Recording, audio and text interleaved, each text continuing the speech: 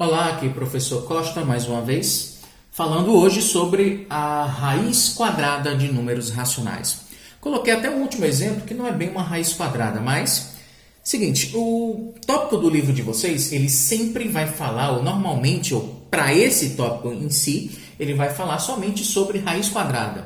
Ele não vai abordar ou não vai cobrar de vocês raízes que não sejam quadradas, ou seja, raízes de índice 2.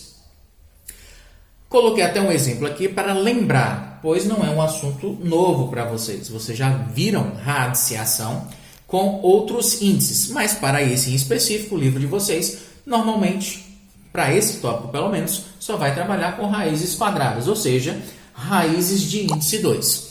Para você trabalhar com radiciação, é importante que você tenha em mente que a raiz quadrada de 4 sobre 9, que é um número racional, que ele está no formato fracionário, ele deve ser extraído a raiz quadrada no numerador sobre a raiz quadrada também do denominador. Professor, eu preciso repetir essas raízes? Não, não mesmo. Estamos fazendo assim para que a gente possa entender logo de início. A raiz quadrada de 4 é 2, porque 2 elevado a 2, ou 2 ao quadrado, é igual a 4. A raiz quadrada de 9 é 3, porque 3 elevado a 2 é 9. Exatamente igual ao que você já conhece sobre raízes quadradas. A raiz quadrada de 81 é a raiz quadrada de 81 sobre a raiz quadrada de 100. Raiz quadrada de 81 é 9. Raiz quadrada de 100 é 10. 9 sobre 10. Não esqueçam, se eu puder simplificar a minha fração, devo simplificar. A raiz quadrada de 1,21, opa, já apareceu meu número racional, já apareceu no formato de número decimal. Você pode procurar um número que multiplicado por ele mesmo, já que a raiz é quadrada, dê igual a 1,21. Mas também pode fazer o seguinte, eu posso transformar esse número decimal em uma fração.